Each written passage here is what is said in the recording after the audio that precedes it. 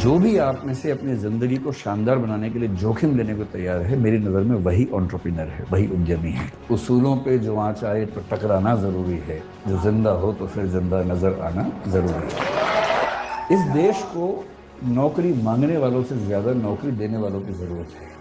लेकिन कोई भी उद्यम जो सिर्फ पैसा कमाता है वो समाज को फ़ायदा नहीं पहुँचाता है। Indian educationist, entrepreneur and founder of Drishti IAS, an institute that provides coaching for civil service aspirants in India. मैं चाहती हूँ सर कि आप हमारी ऑडियंस को एड्रेस करें with few words. आप सभी को नमस्कार।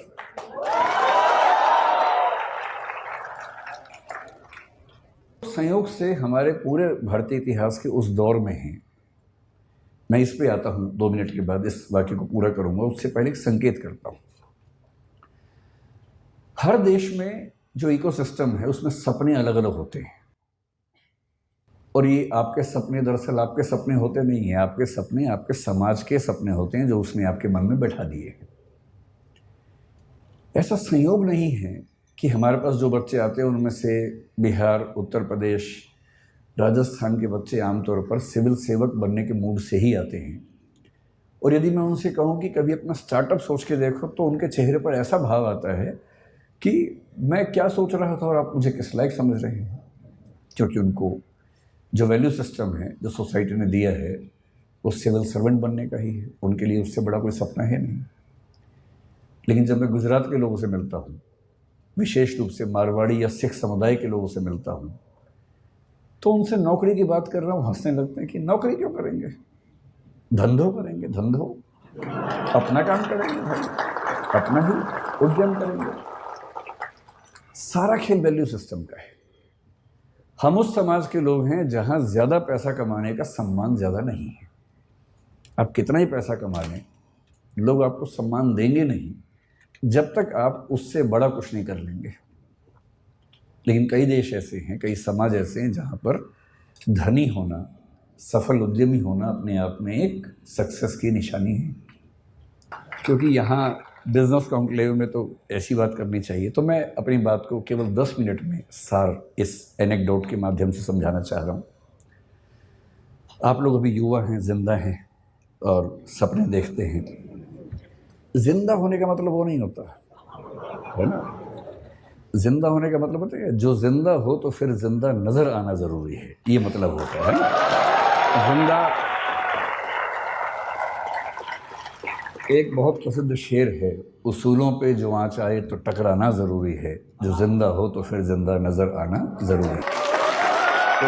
तो मैं इसलिए कह रहा हूँ कि आप लोग ऊर्जा से लबरेज युवा हैं और अभी आपकी सपने देखने की उम्र है। जिंदा तो बहुत लोग हैं, लेकिन कुछ लोग ज़िंदगी ढो रहे हैं, घिसट रहे हैं, और आप भरे हुए हैं ऊर्जा से।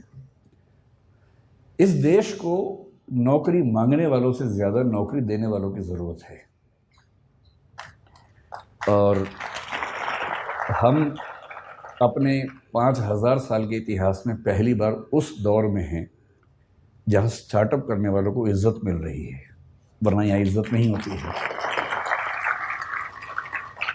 अभी जो सरकारें हैं हमारे पास, सेंटर में भी, कुछ स्टेट्स में भी, और किसी मामले में आप उनसे सहमत हों, असहमत हों, समर्थन करें, विरोध करें, इस मामले में तो आपको मानना पड़ेगा कि उन्होंने पहली बार स्टार्टअप करने को इज्जत वाला काम बना दिया है।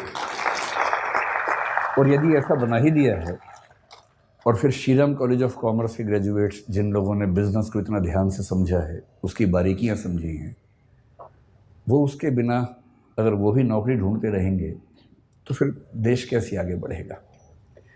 तो कुछ साल नौकरी करना ठीक है, लेकिन यदि मुझसे पूछेंगे तो मैं ये कहूँगा कि अगर आप वैसे व्यक्ति हैं कि चुपचाप ज़िंदगी गुजार लेनी है तो ठीक है, कीजिए नौकरी। नौकरी करनी है, साथ में कुछ किताबें लिखनी है तो कीजिए नौकरी। पर यदि कुछ बड़ा सोचा है, अगर आप चाहते हैं कि आप इस देश और समाज को कुछ बड़ा योगदान दे सकें, तो सबसे अच्छा विकल्प है उद्यम। और उद्यम का मतलब केवल आर्थिक उद्यम नहीं होता है। उद्यम का मतलब है कि आप जोखिम लेने वाले व्यक्ति हैं, आप बहुत शांत व्यक्ति नहीं हैं। और जोखिम लेना कुदरत ने सिखाया, हमें प्रकृति ने सिखाया है। प्रकृति के विधान में सुरक्षा नहीं होती है, प्रकृति के विधान में जोखिम ही जोखिम है। वो तो हमने शहरों में, गांवों में सुरक्षा डेवलप कर ली है, और थोड़ी बहुत सुरक्षा ज़िंदगी में रहे तो अच्छा भी लगता है, लेकिन जंगल का नियम, प्रकृति का नियम सुरक्षा पर नहीं टिका है, वो खतरों पे टिका है, जोखिम पे टिका है। जो भी आप में से अपनी ज़िंदगी को शानदार बनाने के लिए जोखिम लेने को तैयार है, मेरी नज़र में वही एंटरप्रेन्योर है, वही उद्यमी है। और जोखिम केवल पैसे के लिए नहीं होता है, होना भी नहीं चाहिए। जोखिम महात्मा गांधी ने भी लिया, अंबेडकर साहब ने भी लिया, दोनों शानदार वकील थे। डॉक्टर अंबेडकर, मैं परसों कोलंबिया विश्वविद्यालय में गया जहाँ से उन्होंने पीएचडी की, एक पीएचडी की, लंदन स्कूल से दूसरी 3 पीएचडी की उन्होंने। इन लोगों ने अपने अपने सफल करियर को दांव पर लगा के जोखिम लिया कि देश को एक अच्छा राजनीतिक और सामाजिक मंच मिल सके। ये सोशल एंटरप्राइज है, पॉलिटिकल एंटरप्राइज है। कबीरदास हों, गुरु नानक हों, या महात्मा बुद्ध हों, महावीर स्वामी हों, इन सब ने अपने अपने समाज को बेहतर बनाने के लिए अपनी जान को जोखिम में डाला। ये सब उद्यमी लोग हैं। कोई स्पिरिचुअल एंटरप्राइज करता है, कोई सोशल एंटरप्राइज करता है। आप बिजनेस एंटरप्राइज वाले लोग हैं, लेकिन मैं इतना ज़रूर कहूँगा कि बिजनेस में पैसा कमाना ज़रूरी है, क्योंकि वही आपको ज़िंदा रखेगा, वही आपके उद्यम को चला पाएगा। लेकिन कोई भी उद्यम जो सिर्फ पैसा कमाता है, वो समाज को फ़ायदा नहीं पहुंचाता है। और मैं एक बात अक्सर कहता हूँ, आखिरी बात आपसे वही कह रहा हूँ कि अगर अपने जीवन को एक ठीक दिशा देनी है तो सिर्फ एक काम कीजिए। बहुत बुरा लगेगा, पर मुझे ये सलाह मेरे एक मित्र ने दी थी, मैं आपको दे देता हूँ। आज घर जाके अपनी ओबिचुअरी लिखिए। ओबिचुअरी का मतलब होता है किसी के मरने के बाद अखबार में जो छपता है उसके बारे में, कि दुख के साथ सूचित किया जाता है कि फला फला की मृत्यु इस तारीख को इस वजह से हो गई है। उसके बाद की 4 लाइनें आप अपने बारे में क्या चाहते हैं लिख लीजिए, उसे बनाइए विज़न स्टेटमेंट। वो लाइनें कई तरह की हो सकती हैं। एक ये हो सकती है कि इस व्यक्ति ने जीवन में खूब पैसा कमाया, इसने गुटखा बनाने वाली कंपनी बनाई, इसने अरबों रुपए कमाए और इसकी वजह से कई लाख लोग कैंसर से मरे, पर पैसा खूब कमाया। दूसरा ये हो सकता है कि ये व्यक्ति चाहता तो अरबों रुपए कमा सकता था, पर इसने लाखों ही कमाए और अपनी ऊर्जा उन चीज़ों में लगाई जो समाज को और बेहतर बना सकती है। ये चाहता तो डीजल की कार बना के खूब पैसा कमा सकता था, तेल के कुएं खोद के खूब पैसा कमा सकता था, पर इसने सोलर पैनल्स में अपनी ऊर्जा लगाई, क्योंकि उसे चिंता थी कि मेरे साथ साथ इस समाज का भी भला होना चाहिए। तो जो मैं कंक्लूडिंग रिमार्क के तौर पे कहना चाह रहा हूँ, आप लोग इस देश के भविष्य हैं, स्टार्टअप की दुनिया के भविष्य हैं। कुछ बड़ा कीजिए और ऐसा मत कीजिए जो केवल और केवल बिजनेस तक सीमित हो। जब बिजनेस और एथिक्स मिलते हैं तो जो सिनर्जी बनती है, वो सिनर्जी किसी भी देश और समाज के लिए बेहतर है। बहुत बहुत धन्यवाद, आप लोगों ने बुलाया। धन्यवाद।